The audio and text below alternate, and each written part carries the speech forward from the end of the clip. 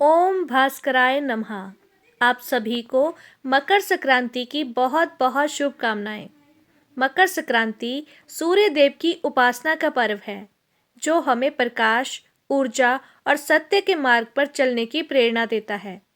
यह दिन केवल ऋतु परिवर्तन का ही नहीं बल्कि हमारे जीवन में शुभता और सकारात्मकता के प्रवेश का भी प्रतीक है। तिल गुण की मिठास से रिश्ते मजबूत होते हैं और पतंगों की उड़ान हमें ऊंचाइयों की ओर बढ़ने की सीख देती है। आइए इस पावन अवसर पर मकर संक्रांति से जुड़ी कुछ कथाएं सुने जो हमें धर्म, दान और भक्ति का महत्व समझाती हैं। कथा का शुभारंभ करते हैं गौ माता की कहानी से। अब आप सभी सुनिए गौ माता की कथा। धारणा यह है कि यह कथा एक समय भीष्म पितामह ने युधिष्ठिर महाराज को सुनाई थी। दरअसल पितामह का कहना था कि गाय का मूत्र और गोबर इतना गुणवान है कि इससे हर रोग का निवारण हो सकता है। इतना ही नहीं, इसमें माँ लक्ष्मी जी का भी वास होता है, इसलिए इसे बहुत ही शुभ माना जाता है। हमारे हिंदू धर्म में गाय को माता का दर्जा दिया जाता है। कुछ लोग इसे गाय माँ और कुछ गौ माता भी कहते हैं। यहाँ तक कि अगर हम शास्त्रों का इतिहास देखें तो गाय भगवान श्री कृष्ण को भी बहुत प्रिय थी, इसलिए तो वे अपना अधिकतर समय अपनी गौओं के साथ ही बिताया करते थे। एक बार देवी लक्ष्मी जी ने मनोहर रूप यानी बहुत ही अद्भुत रूप धारण करके गौओं के एक झुंड में प्रवेश कर लिया और उनके इस सुंदर अद्भुत रूप को देखकर गौओं ने पूछा, हे देवी, आप कौन हैं और कहाँ से आई हैं? गौओं ने यह भी कहा कि आप पृथ्वी की अनुपम सुंदरी लग रही हो। तब गायों ने एकदम से कहा कि सच सच बताओ, आखिरकार तुम हो कौन और तुम्हें कहाँ जाना है? तुम यहाँ क्यों आई हो? तब देवी लक्ष्मी जी ने, जो कि बहुत अद्भुत रूपधारी थी, उन्होंने विनम्रता से गौओं से कहा कि तुम सबका कल्याण हो।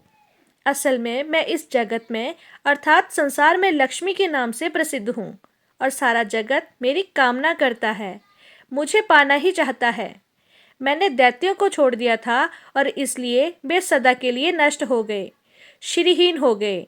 इतना ही नहीं, मेरे आश्रय में रहने के कारण इंद्र, सूर्य, चंद्र, विष्णु, वरुण तथा अग्नि आदि सभी देवता सदा के लिए आनंद भोग रहे हैं। इसके बाद देवी लक्ष्मी जी ने कहा कि जिनके शरीर में मैं प्रवेश नहीं करती वे सदैव नष्ट हो जाते हैं। अब मैं तुम्हारे शरीर में ही निवास करना चाहती हूँ। लेकिन इसके बाद भी कथा समाप्त नहीं हुई, क्योंकि गौओं ने अभी तक माँ लक्ष्मी जी को अपनाया ही नहीं था।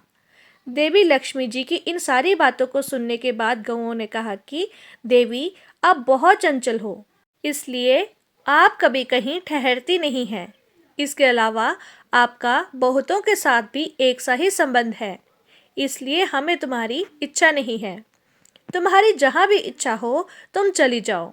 तुमने हमसे बात की, इतने में ही हम अपने आप को तुम्हारी कृतार्थ यानी तुम्हारी आभारी मानती हैं, लेकिन हम तुम्हें अपनाना नहीं चाहती। गौओं के ऐसा कहने पर देवी लक्ष्मी ने कहा कि यह तुम क्या कह रही हो? मैं तो दुर्लभ और सती हूँ, यानी मुझे पाना आसान नहीं है। फिर भी तुम मुझे स्वीकार नहीं कर रही, आखिरकार इसका क्या कारण है? यहाँ तक कि देवता, दानव, मनुष्य आदि सब कठोर तपस्या करके मेरी सेवा का सौभाग्य प्राप्त करते हैं, इसलिए तुम भी मुझे स्वीकार करो। और वैसे भी इस संसार में कोई ऐसा नहीं है जो मेरा अपमान करता हो। सभी मुझे चाहते हैं, सभी मुझे प्राप्त करना चाहते हैं। देवी लक्ष्मी जी की इन बातों को सुनकर सभी गौओं ने कहा कि देवी, हम तुम्हारा अपमान या अनादर नहीं कर रही, बल्कि केवल तुम्हारा त्याग कर रही हैं, और वह भी सिर्फ इसलिए कि तुम्हारा मन बहुत चंचल है। तुम कहीं भी जमकर नहीं रहती, यानी एक स्थान पर नहीं ठहरती, इसलिए अब बातचीत करने से कोई लाभ नहीं, इसलिए तुम जहाँ जाना चाहती हो जा सकती हो। इस तरह से गौओं ने भी माँ लक्ष्मी जी का त्याग कर दिया, क्योंकि गौओं को पता था कि लक्ष्मी जी कभी किसी एक के पास नहीं रहती, बल्कि पूरे संसार में घूमती रहती हैं। फिर भी माँ लक्ष्मी जी ने हार नहीं मानी और इतना सब होने के बाद भी अपनी बात जारी रखी। आखिरकार देवी लक्ष्मी जी ने कहा, हे गौओं, तुम दूसरों का आदर लेने वाली हो, और अगर तुमने मुझे ही त्याग दिया तो सारे जगत में मेरा अनादर होने लगेगा। इसलिए तुम मुझ पर भी अपनी कृपा करो। मैं तो तुम सबसे केवल सम्मान ही चाहती हूँ। तुम लोगों का सदा कल्याण करने वाली पवित्र और सौभाग्यवती हो। तो मुझे भी बस आज्ञा दो कि मैं तुम्हारे शरीर के किस भाग में निवास करूं।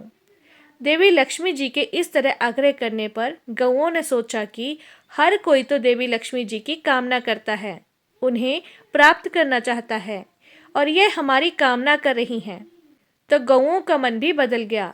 तब गौओं ने कहा कि हे यशस्विनी, हमें तुम्हारा सम्मान अवश्य ही करना चाहिए, इसलिए अब तुम हमारे गोबर और मूत्र में निवास करो, क्योंकि हमारी यह दोनों वस्तुएं ही परम पवित्र हैं। तब माँ लक्ष्मी जी ने कहा कि धन्यवाद और धन्य भाग मेरे, जो तुम लोगों ने मुझ पर अनुग्रह किया, यानी मेरे प्रति इतनी कृपा दिखाई। अब तो मैं ऐसा अवश्य ही करूंगी। मैं सदैव तुम्हारे गोबर और मूत्र में ही निवास करूंगी। सुख देनी गौओं अर्थात सुख देने वाली गौओं, तुमने मेरा मान रख लिया, इसलिए तुम्हारा भी कल्याण हो। बस यही कारण है कि गौ माता की इन दो वस्तुओं को लक्ष्मी जी का रूप ही समझा जाता है। पद्म पुराण के अनुसार गाय के मुख में 4 वेदों का निवास है। उनके सींगों में भगवान शंकर और भगवान विष्णु सदा विराजमान रहते हैं। गाय के उदर में कार्तिकेय, मस्तक में ब्रह्मा जी, ललाट में रुद्र, सींगों के अग्रभाग में इंद्र, दोनों कानों में अश्विनी कुमार, नेत्रों में सूर्य और चंद्र, दांतों में गरुड़, जीवा में सरस्वती, अपान में सारे तीर्थ, मूत्र स्थान में गंगा जी, रोमकूपों में ऋषिगण, पृष्ठभाग में यमराज, दक्षिण पार्श्व में वरुण और कुबेर, वाम पार्श्व में महाबली यक्ष, मुख के भीतर गंधर्व, नासिका के अग्रभाग में सर्प, खुर के पिछले भाग में अप्सराएं स्थित हैं। भविष्य पुराण, स्कंद पुराण, ब्रह्मांड पुराण, महाभारत में भी गौ के अंग प्रत्यंग में देवी देवताओं की स्थिति का वर्णन मिलता है। गौओं का समूह जहाँ बैठकर आराम से सांस लेता है, उस स्थान की न केवल शोभा बढ़ती है, बल्कि वहाँ का सारा पाप ही नष्ट हो जाता है। तीर्थों में स्नान दान करने से, ब्राह्मणों को भोजन कराने से, व्रत उपवास और जप तप और हवन यज्ञ करने से जो पुण्य मिलता है, वही पुण्य गौ को चारा या हरी घास खिलाने से प्राप्त हो जाता है। कहते हैं कि जो मनुष्य प्रातःकाल स्नान करके गौओं को स्पर्श करता है, वह समस्त पापों से मुक्त हो जाता है। संसार के सबसे प्राचीन ग्रंथ वेद हैं, और वेदों में भी गाय की महत्वता और उसके अंग प्रत्यंग में दिव्य शक्तियों होने का वर्णन मिलता है। गाय के गोबर में लक्ष्मी, गौमूत्र में भवानी, चरणों के अग्रभाग में आकाशचारी देवता, रंभा की आवाज में प्रजापति और थन में समुद्र प्रतिष्ठित माने गए हैं। मान्यता है कि गौ के पैरों में लगी हुई मिट्टी का तिलक करने से तीर्थ स्थान का पुण्य मिलता है। यानी सनातन धर्म में गौ को दूध देने वाला एक निरा पशु न मानकर सदा से ही उसे देवी देवताओं की प्रतिनिधि माना गया है। इसलिए गाय को गौ माता कहते हैं। किसी भी शुभ अवसर पर गौ माता की इस कहानी को सुनने से हजारों तीर्थों में स्नान करने का और जीवन भर किए गए समस्त पुण्य कर्मों का पुण्य एक ही क्षण में प्राप्त हो जाता है। यह थी गौ माता की कहानी। प्रेम से बोलिए गौ माता की जय। धर्मराज जी की कथा। एक समय की बात है जब पृथ्वी लोक पर बब्रुवाहन नाम का एक राजा हुआ करता था। उसका राज्य बहुत ही सुखद और समृद्ध था, और राजा भी बहुत दयालु था और अपनी प्रजा का बहुत अच्छे से पालन किया करता था। इसी राज्य में एक ब्राह्मण हरिदास भी रहा करता था। हरिदास एक तपस्वी था और उसका विवाह गुणवती से हुआ था, जो कि बहुत ही धर्मवती और पतिव्रता स्त्री थी। गुणवती ने जीवन भर में सभी देवी देवताओं की उपासना की, सभी प्रकार के व्रत किए और वह दान धर्म भी जी खोलकर किया करती थी। इसके अलावा अतिथि सेवा को वह अपना धर्म मानती थी। ऐसे ही हंसी खुशी और ईश्वर की उपासना करते करते वह वृद्ध हो गई, और जब उसकी मृत्यु हुई तो धर्मराज जी के दूत उसे अपने साथ धर्मराजपुर ले गए। यमलोक में सुंदर सिंहासन पर धर्मराज जी विराजमान थे, और उनके पास ही चित्रगुप्त भी बैठे थे। चित्रगुप्त जी के पास ही सभी प्राणियों के पाप पुण्य का लेखा जोखा होता है, जिसके आधार पर ही यह निश्चित करते हैं कि किस व्यक्ति को नरक में भेजा जाए और किस व्यक्ति को स्वर्गलोक में भेजा जाए। चित्रगुप्त प्रभु को प्राणियों का लेखा जोखा सुना रहे थे। तभी वहां पर यमदूत गुणवती को लेकर गए। गुणवती उन्हें देखकर थोड़ी भयभीत हुई और मुंह नीचे करके खड़ी हो गई। चित्रगुप्त ने गुणवती के पाप पुण्य का लेखा जोखा निकाला और धर्मराज को बताया। धर्मराज जी ने पूरा ब्यौरा देखा। वे बहुत प्रसन्न हुए, परंतु फिर भी उनके मुखमंडल पर थोड़ी उदासी छाई हुई थी। यह देखकर गुणवती ने पूछा, प्रभु, मैंने तो अपने सारे जीवन में केवल सत्कर्म ही किए, दान पुण्य किए, व्रत उपवास किए, फिर भी आपके मुख पर ये उदासी छाई है। इसका क्या कारण है? कृपा करके मुझे बताइए। प्रभु, मुझसे क्या भूल हो गई है? तब धर्मराज जी ने उत्तर दिया कि हे देवी, तुमने सभी देवी देवताओं के व्रत किए हैं, उपासना की है, परंतु कभी तुमने मेरे नाम से कुछ पूजा या पाठ या कोई भी दान धर्म नहीं किया है। धर्मराज जी की यह बात सुनते ही गुणवती क्षमा याचना करने लगी और कहने लगी, हे प्रभु, मुझे आपकी उपासना के बारे में कुछ भी नहीं पता था। मैं नहीं जानती थी कि आपकी उपासना कैसे करते हैं। कृपा करके मुझे यह उपाय बताइए जिससे कि मनुष्य आपकी कृपा के पात्र बन सके। हे प्रभु, मैं आपके श्रीमुख से आपकी भक्ति का मार्ग सुनना चाहती हूँ और मेरी यह इच्छा है कि मृत्युलोक अर्थात धरती पर वापस जाकर मैं वापस आपकी भक्ति करूं और सभी मनुष्यों को भी इसके बारे में बताऊं। धर्मराज जी ने उसकी विनती सुनकर कहा कि जिस दिन सूर्य उत्तरायण में प्रवेश करते हैं, यानी कि मकर संक्रांति के दिन मेरी पूजा शुरू करनी चाहिए।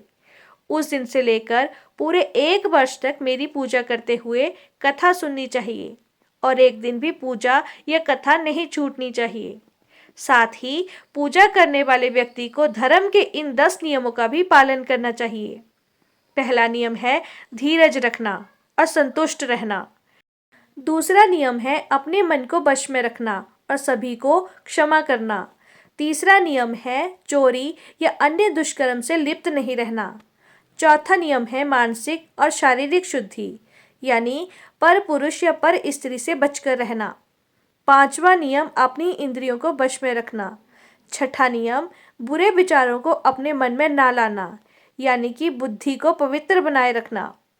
सातवां नियम नित्य पूजा पाठ और दान पुण्य इत्यादि करना। आठवां नियम व्रत करना और व्रत की कहानी सुनना। नौवां नियम है सच बोलना और सभी से अच्छा और सच्चा व्यवहार रखना, सभी के प्रति एक समान भाव रखना। 10वां नियम है क्रोध न करना। हे देवी, धर्म के इन सभी 10 लक्षणों का पालन करते हुए पूरे 1 वर्ष तक मेरी कथा नियम से सुनो, दान पुण्य और परोपकार करो और अगली मकर संक्रांति पर इस व्रत का उद्यापन करो। अपने सामर्थ्य से मेरी एक मूर्ति बनाकर विधि विधान से प्राण प्रतिष्ठा करवाकर हवन पूजन करो और साथ ही चित्रगुप्त जी की भी पूजा करो और काले तिल के लड्डू का भोग लगाओ, ब्राह्मण भोज कराओ और बांस की टोकरी में 5 सेर अनाज का दान करें। इसके अलावा गरीब या ज़रूरतमंद व्यक्ति को गद्दा, तकिया, कंबल, लोटा या वस्त्र आदि का दान करें। हो सके तो गौ दान करें।